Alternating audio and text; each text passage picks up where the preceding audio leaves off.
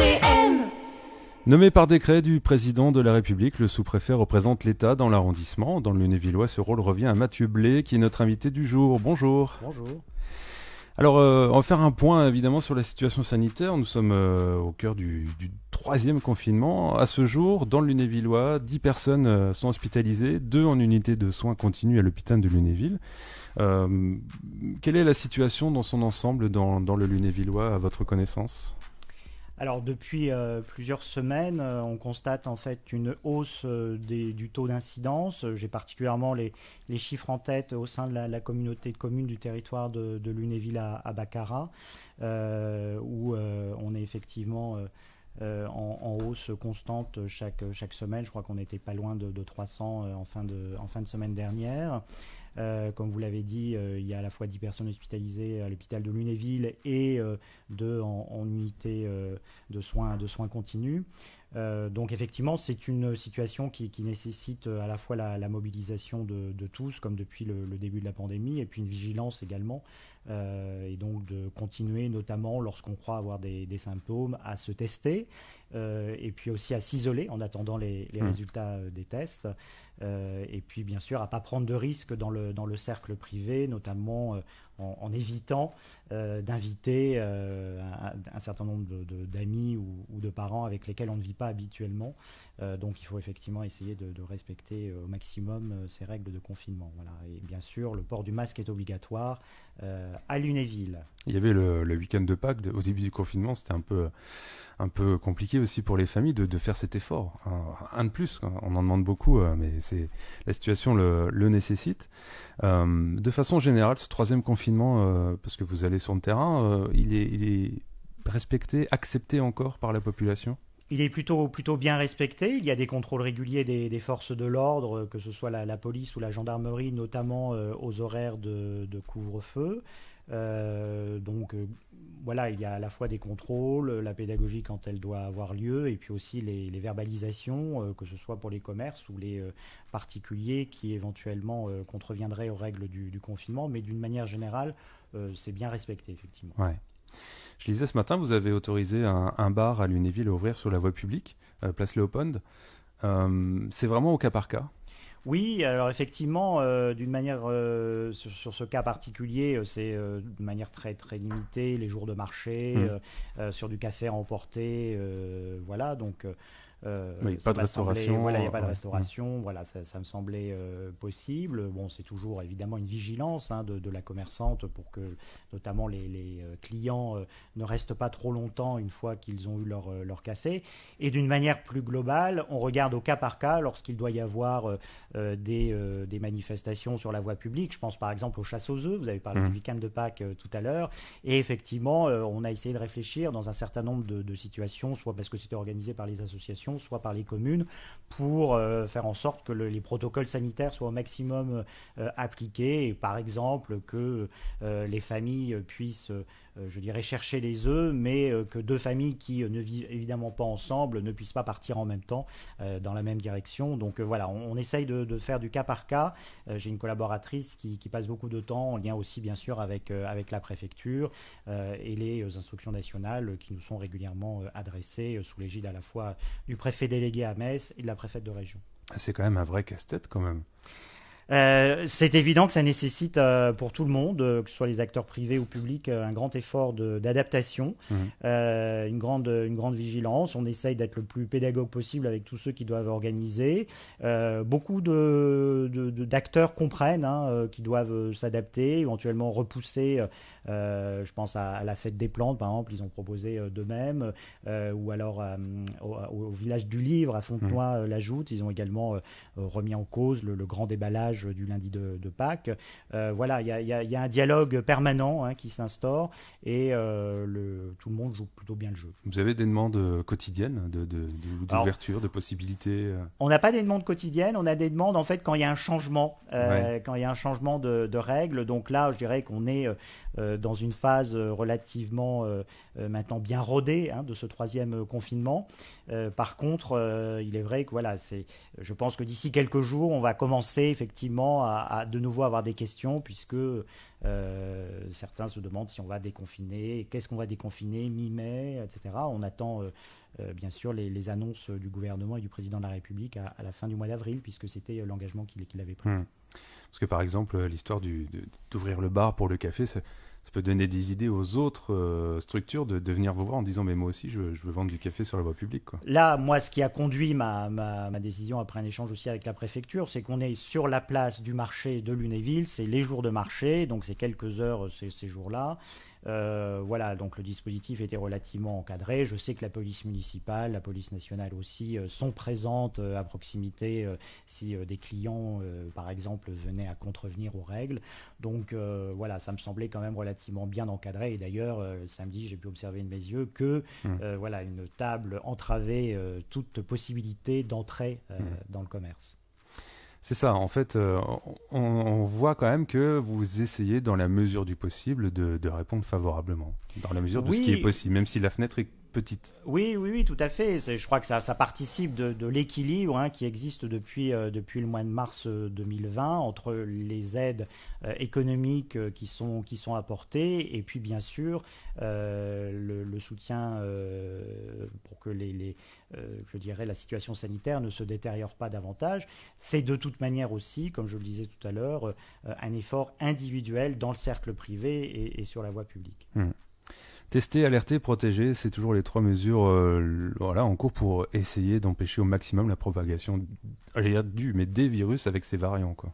Oui, il y avait des médiateurs embauchés par l'ARS qui étaient présents il y a 8 jours à peu près sur le parvis de la gare de Lunéville.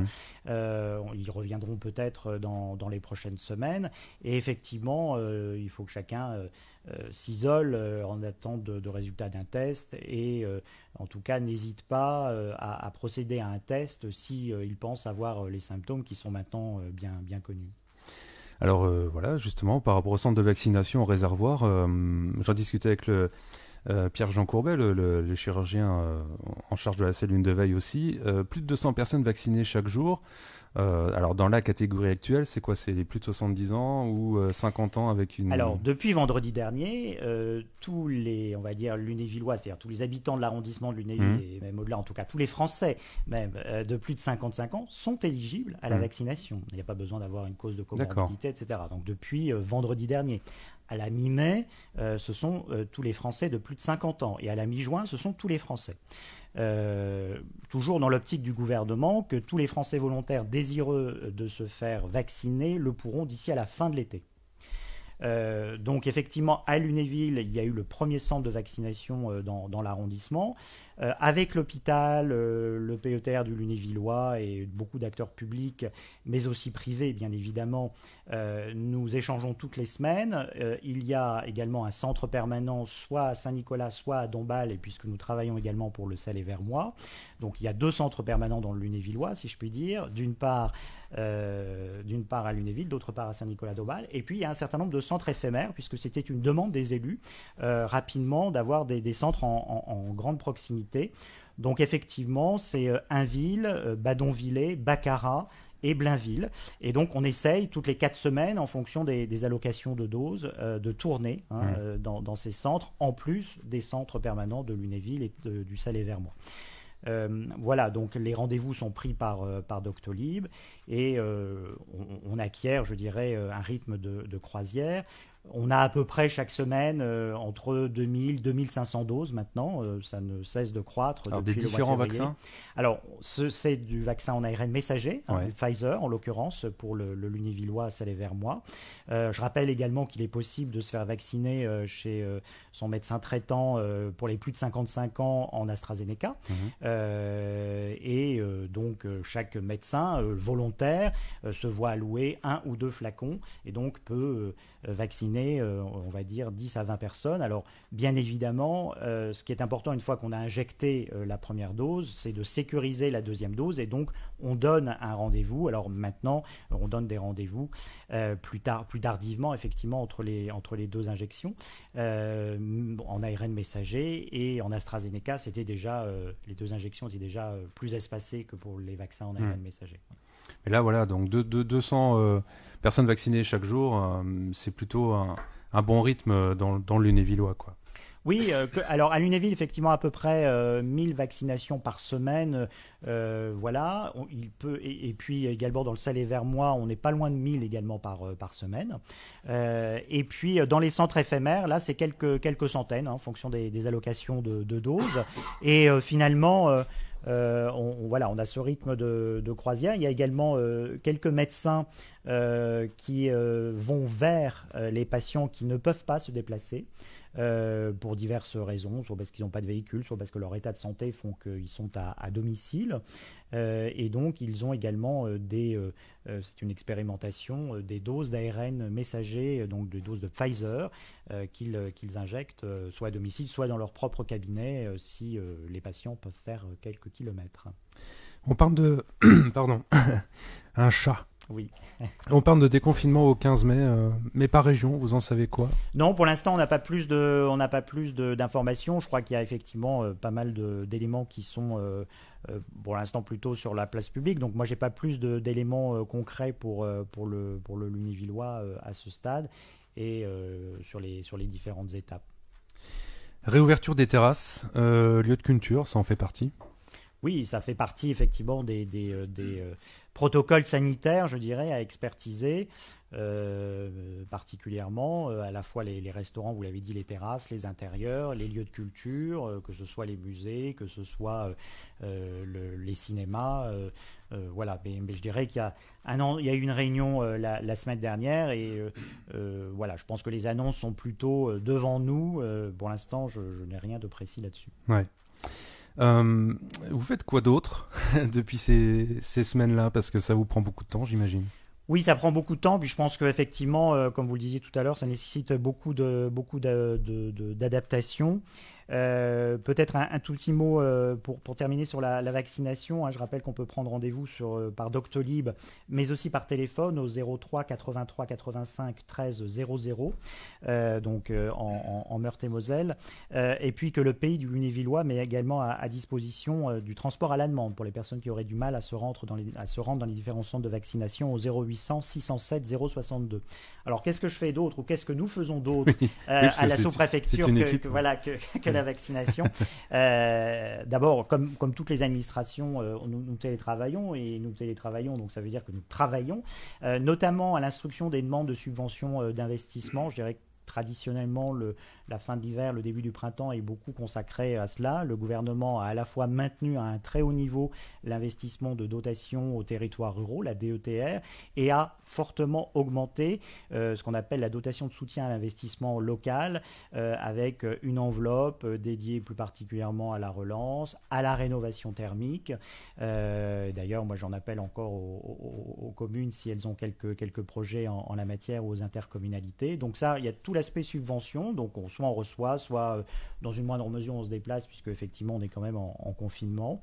Et puis bien évidemment on essaye également d'accompagner, de promouvoir, je parlais de la relance, finalement France Relance, donc toute la dynamique qui peut se manifester donc, par les entreprises, mais aussi les collectivités publiques pour être candidats et éligibles à être, je dirais, subventionnés dans ce cadre-là.